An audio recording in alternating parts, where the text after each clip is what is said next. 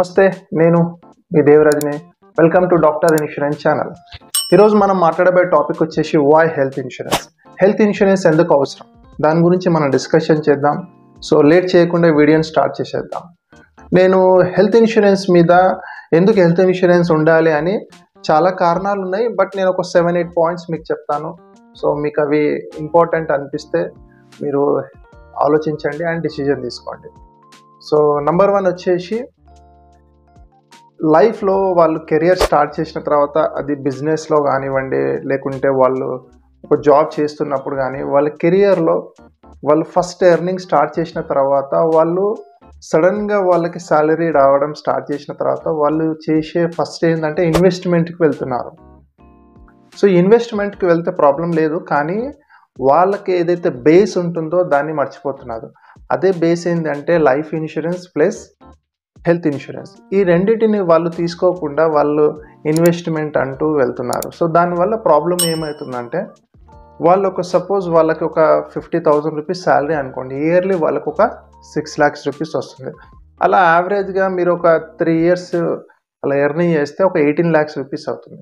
So దాంట్లో వాళ్ళ maintenance అవన్నీ తీయంగా మొత్తం మంత్లీ ఒక 30,000 నుంచి 35,000 మెయింటెనెన్స్ వెళ్ళిన తర్వాత వాళ్ళకు యావరేజ్గా ఒక 15,000 అలా మిగులుతుంది. సో 3 yearsలో యావరేజ్ మీరు తీసుకున్నా కానీ మిగతా ఖర్చులు పోను, వాళ్ళకి యావరేజ్గా మీరు చూస్తే ఒక 4 lakhs నుంచి 5 lakhs వరకు మిగిలే అవకాశం ఉంటుంది. సో అన్సడన్గా ఇలాంటి ప్రాబ్లమ్స్లో, సిచ్యువేషన్స్లో ఒక హెల్త్ ప్రాబ్లం వచ్చినప్పుడు వాళ్ళు ఏదైతే సేవింగ్కి వాళ్ళు స్టార్ట్ చేసేసారో అవన్నీ తీసేసి అక్కడ ఖర్చు చేయాల్సిన అవసరం వస్తుంది. సో ఎవరైనా సరే నా అడ్వైజ్ ఏంటంటే, కెరియర్ స్టార్ట్ చేసినప్పుడు ఫస్ట్ బేసిక్ స్టెప్స్ ఏంటంటే life insurance plus health insurance ఉందా లేదా చెక్ చేసుకోవాలి. దాన్ని ఫస్ట్ స్టార్ట్ చేయాలి. దాని తర్వాత మీరు ఇన్వెస్ట్మెంట్, మీ ప్లాన్స్ అనేది చేయాలి. బట్ ఎవరికైనా సరే ఇది ఒక రూల్, థంబ్ రూల్ ఇది. సో లైఫ్ స్టార్ట్ చేసిన తర్వాత ఎవరైనా సరే హెల్త్ ఇన్సూరెన్స్, లైఫ్ ఇన్సూరెన్స్ అనేది మస్ట్. ఇది పాయింట్ 1. పాయింట్ 2 వచ్చేసి, ఇప్పుడున్న పరిస్థితుల్లో హెల్త్ సెక్టార్లో 14% ఇన్ఫ్లుయెన్స్ రేషియో ఉంది. అంటే మీకు డాక్టర్ ఫీజెస్ కానివ్వండి, రూమ్ ఛార్జెస్ కానివ్వండి, ఐసీయూ ఛార్జెస్ కానివ్వండి, మెడికల్ ఎక్విప్మెంట్స్ కానివ్వండి, సర్జరీ ఛార్జెస్ కానివ్వండి, ఇలా రకరకాల ఎక్విప్మెంట్స్, మెడిసిన్ ఇవన్నీ మీరు చూస్తే 14% ఎవ్రీ ఇయర్ పెరగడం జరుగుతుంది. సో దీనివల్ల మిడిల్ క్లాస్ 85% మిడిల్ క్లాస్ మన ఇండియాలో ఉన్నందున వాళ్ళు ఒకవేళ హెల్త్ ప్రాబ్లం వచ్చినప్పుడు ఇలా పెరగడం వల్ల ఈ ఖర్చులను భరించలేని పరిస్థితులకు వెళ్ళినప్పుడు, ఒక సఫిషియెంట్ హెల్త్ ఇన్సూరెన్స్ లేనప్పుడు మనం ఎలా ఫైట్ చేయగలుగుతారు? సో ఇది గుర్తుంచుకోవాల్సిన ఒక అంశం. సో అందుకోసం ఇక్కడ హెల్త్ ఇన్సూరెన్స్ ఉంటే గనక దాన్ని వాళ్ళు బేర్ చేయగలుగుతారు. ఇది సెకండ్ పాయింట్. థర్డ్ పాయింట్ వచ్చేసి, నవేడేస్ అన్ని బిగ్ హాస్పిటల్స్లో, చాలా పెద్ద పెద్ద హాస్పిటల్స్లో మీరు ఇండియా వైజ్గా ఎక్కడ చూసినా కానీ టాప్ 10 హాస్పిటల్స్లో కానివ్వండి, రోబోటిక్ సర్జరీస్ వచ్చేసాయి. What is robotic surgeries? Robotic సర్జరీస్లో ఈ వీడియోలో నేను పూర్తిగా చెప్పలేను, కానీ రోబోటిక్ సర్జరీస్ అంటే ఒక ప్లేస్లో, ఒక ఆపరేషన్ థియేటర్లో డాక్టర్ ఒక ప్లేస్లో కూర్చొని అక్కడ మానిటరింగ్ చేస్తుంటాడు. ఆపరేషన్ ఎలా జరుగుతుందో ఒక రోబోతోని ఆపరేషన్ జరగడం, అతను మానిటరింగ్ చేయడం వల్ల 100% ఆపరేషన్ సక్సెస్ అయ్యే ఛాన్సెస్ ఎక్కువ ఉంటుంది, సేఫ్ ఉంటుంది, అండ్ పెయిన్ అనేది చాలా తక్కువ ఉంటుంది, అండ్ పేషెంట్కి ఈజీ రికవరీ, ఎర్లీ రికవరీ ఉంటుంది. అంటే ఒక 6 months అతను బెడ్ రెస్ట్ ఉండాల్సిన అవసరం లేకుండా చాలా ఎర్లీగానే అతను తన వర్క్ను తను చేసుకునే విధంగా ఈ రోబోటిక్ సర్జరీస్ను ఉపయోగపడుతుంది. సో మోడర్న్ ట్రీట్మెంట్స్ అంటారు. సో వీటి ఖర్చు కూడా చాలా ఎక్కువ ఉంటుంది. సో అందువల్ల ఒక health insurance, proper health insurance లేకపోతే అలాంటి హాస్పిటల్లో మీరు జాయిన్ అయినప్పుడు మీరు అక్కడ పే చేయాల్సింది చాలా ఎక్కువ ఉంటుంది. అందువల్ల కూడా హెల్త్ ఇన్సూరెన్స్ అనేది ఇక్కడ మేజర్ రోల్ పోషిస్తుంది. ఇది గుర్తుంచుకోవాల్సిన అంశం. అలాగే 4th point, emergency fund. What is emergency fund? మనం ఎప్పటి నుంచో వింటూనే ఉన్నాము, చాలా ఫైనాన్షియల్ గురించి మాట్లాడే వాళ్ళు అందరూ ఎమర్జెన్సీ ఫండ్ ఉండాలి, ఎమర్జెన్సీ ఫండ్ ఉండాలి అని చెప్తుంటారు. ఎమర్జెన్సీ ఫండ్ అంటే మనకి హెల్త్ ప్రాబ్లం కానీ ఇంకేదైనా వచ్చినప్పుడు కానివ్వండి, మన దగ్గర మన బ్యాంకులలో ఒక 3 lakhs నుంచి 5 lakhs రూపీస్ ఉంటాయా? ఒకసారి ఆలోచించండి. నాకు తెలిసి 85% పీపుల్ దగ్గర అంత అమౌంట్ అయితే పెట్టుకోరు. అలాంటి టైంలో, అలాంటి సిచ్యువేషన్స్లో ఒక హెల్త్ ప్రాబ్లం వచ్చినప్పుడు ఒక 5 lakhs నుంచి 10 lakhs వరకు ఎలాంటి ప్రాబ్లమ్స్ వచ్చినప్పుడు మరి ఒక ఎమర్జెన్సీ ఫండ్ లేనప్పుడు మీరు ఎవరి మీద ఆధారపడాల్సిన వస్తుంది? ఐదర్ పాయింట్ వచ్చేసి లోన్ మీద మీరు ఆధారపడతారు, లేదంటే మీ రిలేటివ్స్ దగ్గరికి వెళ్తారు, లేదంటే మీ దగ్గర ఉన్న గోల్డ్‌ని సోల్డ్ చేస్తారు, లేదా మీ దగ్గర ఉన్న ప్రాపర్టీని సేల్ చేస్తారు. ఇలా ఏదో ఒకటి యూజ్ చేసేసి మీరు అక్కడ హాస్పిటల్ బిల్స్ కడతారు. సో అందువల్ల ఒక హెల్త్ ఇన్సూరెన్స్ గనక ఉంటే మీకు వీటి నుంచి తప్పించుకునే అవకాశం ఉంటుంది. ఇదొక పాయింట్.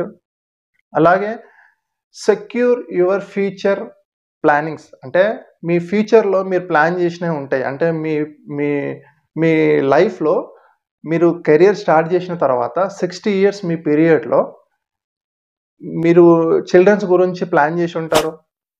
వాళ్ళ మ్యారేజ్ గురించి ప్లాన్ చేసి ఉంటారు. లేదా మీ రిటైర్మెంట్ గురించి ప్లాన్ చేసి ఉంటారు.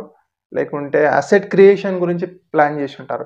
ఇలాంటివన్నీ క్రియేట్ చేసి ప్లాన్ చేస్తున్నప్పుడు మీరు ఒక గోల్ పెట్టుకొని రన్ అవుతున్నప్పుడు అన్‌సర్టెన్‌గా ఒక హెల్త్ ప్రాబ్లమ్ రావచ్చు. అది ఏంటిది అనేది మన చేతుల్లో లేదు. అది ఎలాంటి హెల్త్ ఇష్యూస్ అనేది. అలాంటి టైంలో మీ ప్లానింగ్‌కి బ్రేక్ కావద్దు అనుకుంటే మీ దగ్గర ఒక సఫిషియెంట్ హెల్త్ ఇన్సూరెన్స్ ఉండాలి. అది సఫిషియెంట్ హెల్త్ ఇన్సూరెన్స్ ఉన్నప్పుడు మీ ప్లానింగ్‌కి ఎలాంటి ప్రాబ్లమ్ లేకుండా క్లియర్‌గా మీరు వెళ్ళే అవకాశం ఉంటుంది. సో ఇక్కడ కూడా మీరు గుర్తుంచుకోవాల్సిన అవసరం ఎంతైనా ఉంది. అండ్ ఇంకొక పాయింట్ వచ్చేసి నార్మల్‌గా మీరు గమనిస్తే హాస్పిటల్‌లో జాయిన్ కాకముందుకు, తర్వాత జాయిన్ అయిన తర్వాత చాలామందికి ప్రీ అండ్ పోస్ట్ అంటారు. ఇది హెల్త్ ఇన్సూరెన్స్‌లో అవైలబిలిటీ ఉంటుంది. అంటే మీరు సపోజ్ మీకు ఒక డౌట్ వచ్చింది, ఏదో హెల్త్ గురించి మీరు చూయించుకుంటున్నారు. మీరు అక్కడ స్కానింగ్‌లు గానీ, డాక్టర్ కన్సల్టెన్సీ గానీ, ఇలా కొన్ని రోజుల పాటు జరిగింది. ఒక 1 మంత్, 2 మంత్స్ ఇలా. సో అలాంటి టైంలో అక్కడ కూడా మీకు ఖర్చు చాలా అవుతది. దాని తర్వాత సడెన్‌గా డాక్టర్ చెప్తాడు మీకు, అడ్మిట్ కాండి, మీకు ఆపరేషన్ చేయాలని. సో ఆపరేషన్ అయిన తర్వాత మళ్ళీ మీరు ఇంటికొచ్చిన తర్వాత బెడ్ రెస్ట్ మీద ఉంటారు. మీకు మళ్ళీ ఒక 2, 3, 4 మంత్స్ తర్వాత మళ్ళీ రిపోర్ట్స్, మెడిసిన్స్ ఇలాంటివన్నీ ఖర్చులు కూడా చాలా ఎక్కువగా ఉంటది. అలాంటి టైంలో కూడా మీకు హెల్త్ ఇన్సూరెన్స్ ఇక్కడ హెల్ప్ చేస్తుంది. దానికంటే ముందు మీరు జాయిన్ గాకముందుకు ఎంతైతే 2 మంత్సో, 3 మంత్సో ఉంటుందో అది కూడా కవర్ చేస్తుంది. ప్లస్ మీరు డిశ్చార్జ్ అయిన తర్వాత ఇంటికొచ్చిన తర్వాత ఒక 3 మంత్సో, 4 మంత్సో ఆ మెడిసిన్ కాస్ట్ కానివ్వండి, మిగతా ఎక్స్‌రేలు గానివ్వండి, స్కానింగ్‌లు గానివ్వండి, ఇలాంటివన్నిటిని కవర్ చేస్తుంది. సో హెల్త్ ఇన్సూరెన్స్ ఉండడం వల్ల ఇలాంటి బెనిఫిట్స్ చాలా ఉంటాయి. అండ్ లాస్ట్ ఫైనల్ వచ్చేసి క్యాన్సర్. ఒకప్పుడు మనం క్యాన్సర్ గురించి వింటే చాలా రేర్‌గా వినేవాళ్ళం. ఎక్కడో ఒక దగ్గర ఒక ప్లేస్‌కి ఎవరికో వాళ్ళకి క్యాన్సర్ వచ్చేది. బట్ నౌ ఏ డేస్‌లో క్యాన్సర్ అనేది చాలా తెలియదు మనకి ఎవరికి అటాక్ అవుతుందనేది. అండ్ క్యాన్సర్ అనేది కూడా నార్మల్ ఖర్చుతో కాకుండా చాలా హై ఖర్చుతో కూడుకున్నది. ఎందుకంటే డిఫరెంట్ థెరపీలు చేస్తారు దీంట్లో. అండ్ ఇది సెషన్స్ ఉంటాయి. డిఫరెంట్ సెషన్స్ ఉంటాయి. అలాంటి టైంలో ఇది 1 ఇయర్, 2 ఇయర్స్, 3 ఇయర్స్, 4 ఇయర్స్ ఎన్ని ఇయర్స్ అయినా పట్టొచ్చు. 5 ఇయర్స్ వరకు కూడా పట్టొచ్చు. అలాంటి టైంలో నార్మల్‌గానే వాళ్ళు డిప్రెషన్‌లోకెళ్తారు. దానికి తోడు సెకండ్ డిప్రెషన్ వచ్చేసి ఈ మనీ ఇష్యూ డిప్రెషన్స్ కూడా వస్తుంది. అలాంటి టైంలో వాళ్ళకి మనం ఒక బలంగా వాళ్ళ పక్కన నిలబడాలంటే ఆ బలమే హెల్త్ ఇన్సూరెన్స్. ఒక హెల్త్ ఇన్సూరెన్స్ గనక ఉంటే ఫైట్ చేయడానికి ఈజీగా ఉంటది. సో ఇంకా చాలా పాయింట్స్ ఉన్నాయి. బట్ నాకు మేజర్‌గా ఈ పాయింట్స్ మీకు చెప్పాలనిపించింది. మీతోని షేర్ చేసుకున్నాను. మీకు నా వీడియోస్ చూడండి. మీకు నిజంగా నా వీడియోస్ ఇంపార్టెంట్ అనిపిస్తే ఈ ఫీల్డ్‌లో ఉన్న నేను కాబట్టి, ఈ ఫీల్డ్‌లో ఉన్నాను కాబట్టి నాకు తెలుసు ఏంటిది అనేది. సో అందువల్ల నేను మీకు ఇంపార్టెంట్‌గా ఉన్నవే నేను షేర్ చేస్తుంటా. మీకు నచ్చితే షేర్ చేయండి అండ్ లైక్ చేయండి. Thank you.